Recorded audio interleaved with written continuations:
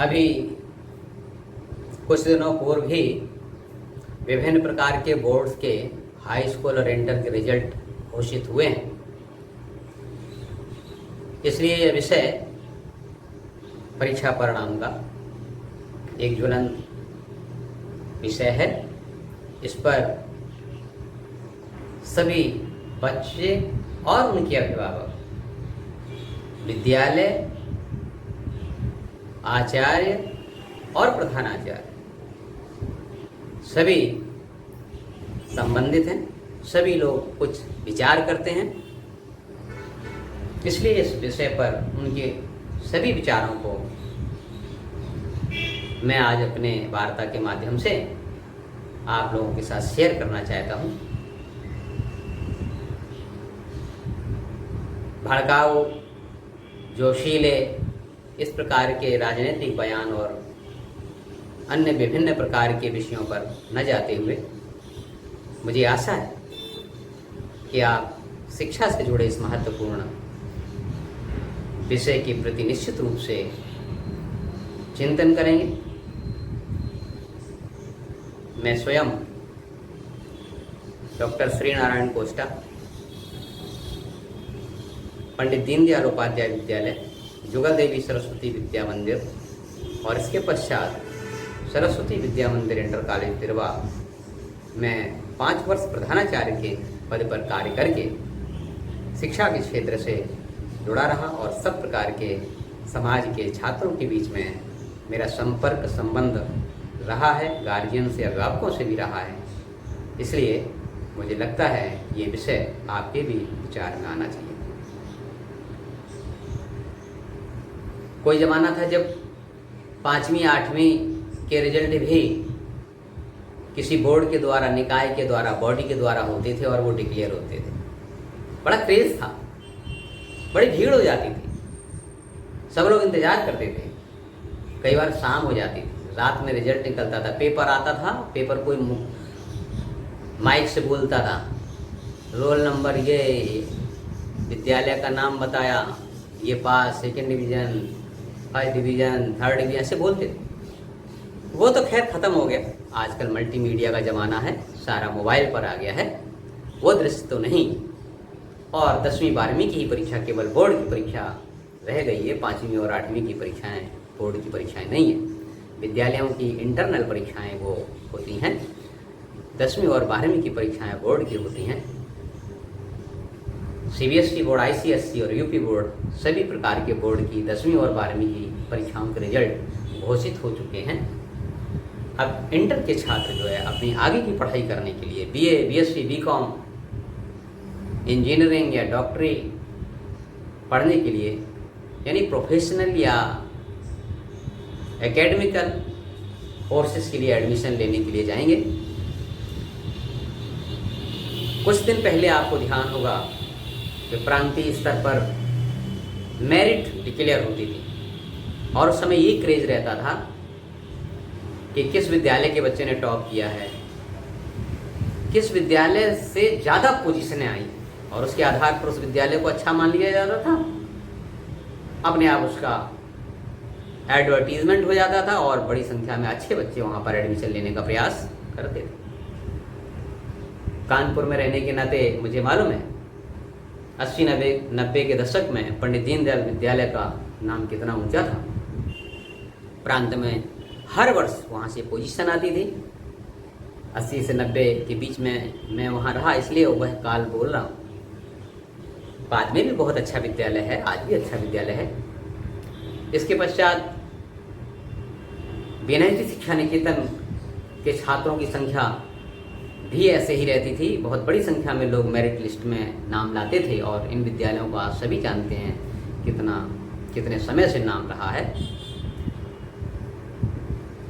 छात्रों के अंदर भी अभिभावकों के द्वारा और शिक्षकों के द्वारा एक संकल्प बना दिया जाता था कि बेटा तुमको मेरिट में स्थान लाना है।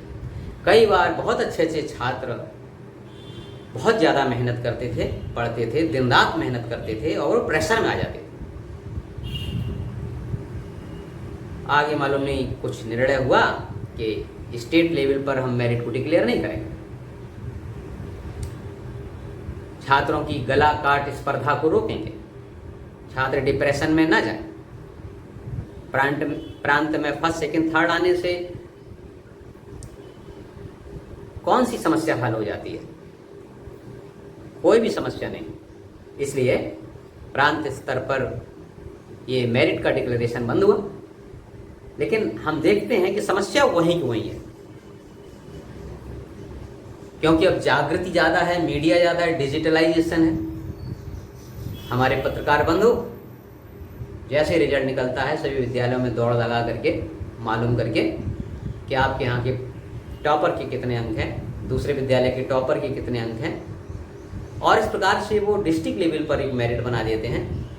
उस डिस्ट्रिक्ट लेवल की मेरिट को कई बार जिला विद्यालय निरीक्षक ऑफिस की ओर से भी ऑथेंटिसिटी मिलती है, क्योंकि उनको डिस्ट्रिक्ट लेवल पर ये डिस्ट्रिक्ट मेरिट स्टूडेंट का एक कार्यक्रम भी करना रहता है। कुल मिला के पोजीशन और गलाकाट स्पर्धा परसेंटेज वाली बात जो है कुछ मायने में दूर हुई, लेकिन अभी भी कायम है।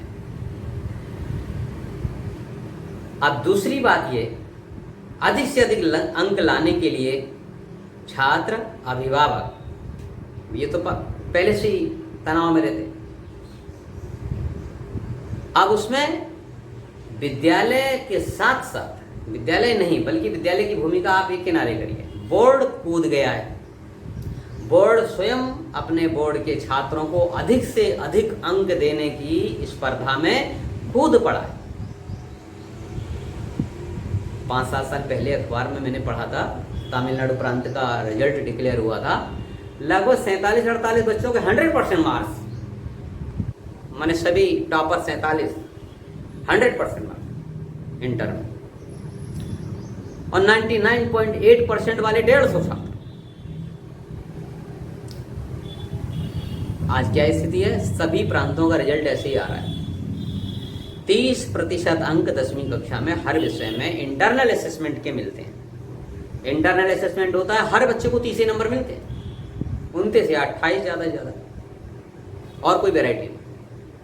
इस प्रकार से 6 विषयों में 30 × 6 बराबर 180, माने 170 से 180 के बीच में अंक तो ही मिले ही जाने, छात्र उपस्थित हो या ना हो।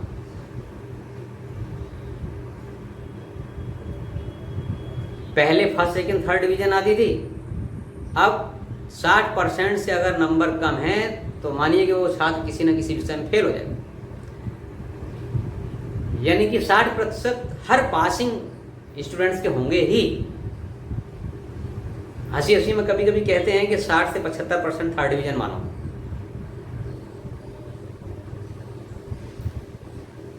ये परसेंट बढ़ते बढ़ते जब 99%, 98%, 100% मार्क्स बड़ी संख्या में छात्रों के आ रहे हैं, तो एडमिशन लेने वाले DU विश्वविद्यालय 50 कॉलेज हैं, इलाहाबाद, BHU, वहाँ पर कुछ जगह मेरिट से एडमिशन लेते हैं, BA, BCom, BSc आदि में ऑनर्स डिग्री देते हैं। परसेंटेज के आधार पर छात्रों का वहाँ एडमिशन हो जाता है।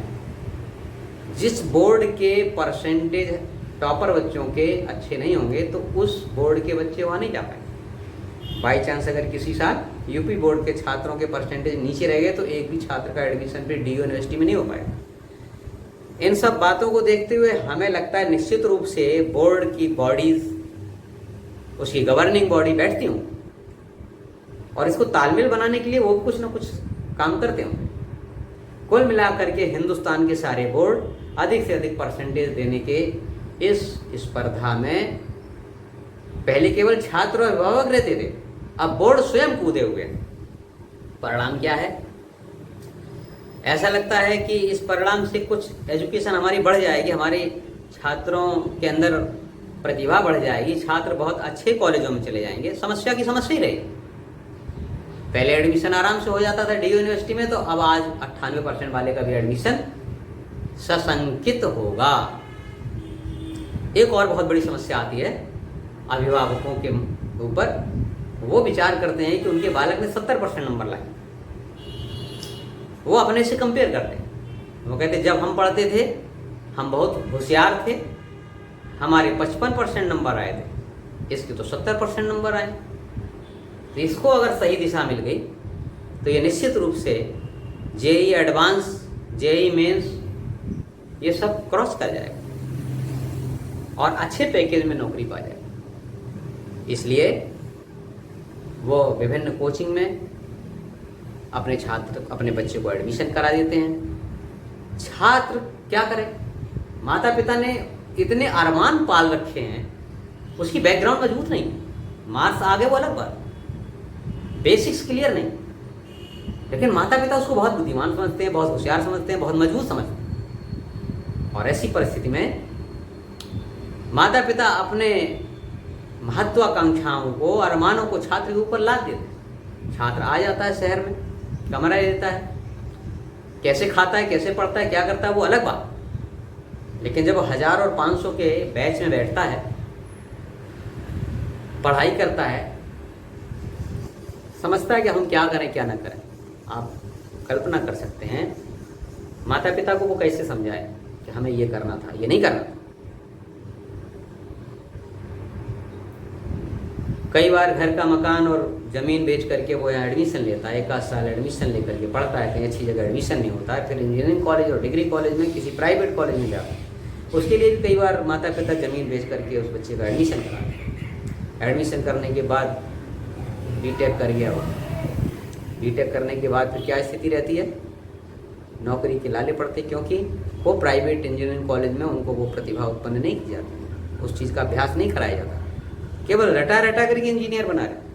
5000 रुपये पर मंथ की नौकरी मिलना मुश्किल हो जाता है। इस परिस्थिति से, इस समस्या से कैसे समाधान होगा, ये विचार करने की ज़रूरत है। थोड़ा हर गार्जियन को अपने बच्चे के बारे में भी सोचने की ज़रूरत है और केंद्र सरकार को भी सारे स्टेट बोर्ड के साथ मिल करके विचार करके एक ऐसी नीति बनाने की ज़रूरत है। ये गला काट स्पर्धा जो छात्रों तक सीमित थी और बोर्ड तक उतर आई है, उसको कैसे दूर किया जाए।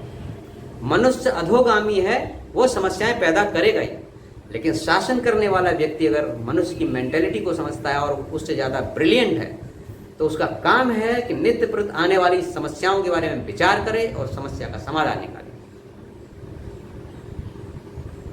हमारे चैनल SN कोस्टा, इसको आप अपना समर्थन देने का कष्ट करिए। हमारे वीडियो को देख करके लाइक और शेयर जरूर करिए और चैनल को सब्सक्राइब करने की कृपा करिए। धन्यवाद।